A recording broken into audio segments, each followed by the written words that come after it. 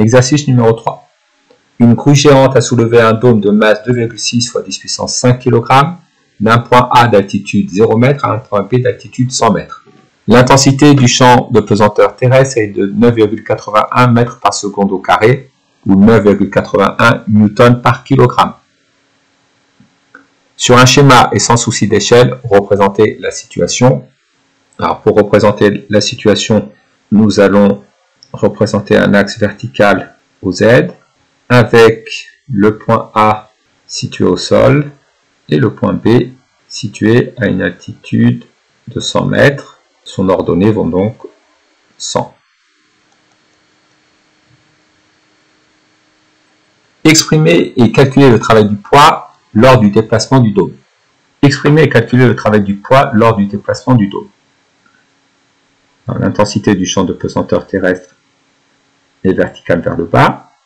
Le dôme est soumis à son poids vertical vers le bas, qui s'exprime comme le produit de la masse du dôme par le champ de pesanteur terrestre.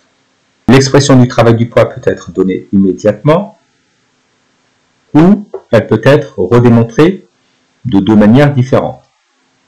Le travail du poids au cours du déplacement AB,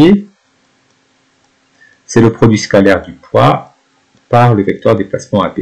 Si nous développons le produit scalaire, nous obtenons que c'est la norme du poids multiplié par la norme du vecteur déplacement AB multiplié par le cosinus de l'angle que fait le vecteur déplacement avec le poids.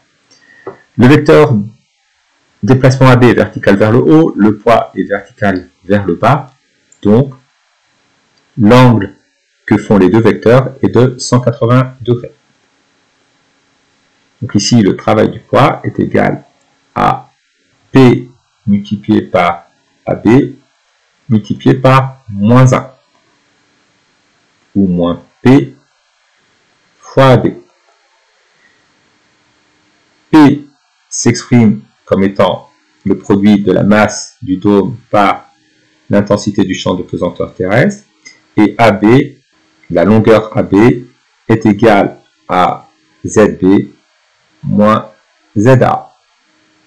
ZA étant nul,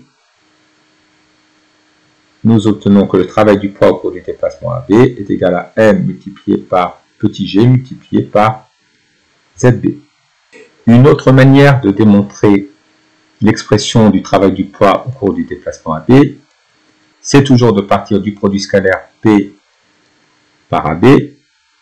Le vecteur P a pour coordonnées 0 puisqu'il est vertical et moins M fois G puisque le vecteur poids est vertical vers le bas. Le vecteur AB a pour coordonnées XB moins XA. Comme A et B ont la même abscisse, XB moins XA, cela donne 0. Et ZB moins ZA, qui est égal ici à la longueur AB. Le produit scalaire de deux vecteurs est la somme des produits des abscisses et des produits des ordonnées des deux vecteurs. Donc ici, le travail du poids au cours du déplacement AB est égal à 0 multiplié par XP moins XA plus moins MG multiplié par AB. Et nous retrouvons que le travail du poids au cours du déplacement AB est égal à moins MG fois AB ou alors moins MG fois ZB moins ZA. ZA étant nul, on retrouve que le travail du poids au cours du déplacement AB est égal à moins MG fois ZB. Si la démonstration n'est pas demandée, on peut directement donner l'expression du travail du poids en disant que c'est le produit du poids par l'ordonnée du point de départ moins l'ordonnée du point d'arrivée. Ici, ZA valant 0, nous obtenons moins mg fois ZB. La masse du dôme est de 2,6 fois 10 puissance 5 kg. ZB vaut 100 mètres.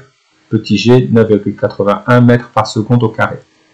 Le travail du poids est donc égal à moins 2,60 fois 10 puissance 5 multiplié par 9,81 multiplié par 100 moins 2,65 multiplié par 10 puissance 5 multiplié par 9,81 multiplié par 100. Cela nous donne moins 2,60 fois 10 puissance 8 joules.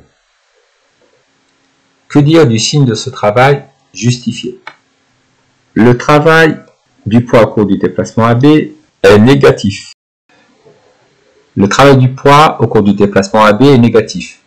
En effet, le poids étant vertical vers le bas, il n'aide pas au déplacement du dôme vers le haut, il s'y oppose. Le poids effectue un travail résistant.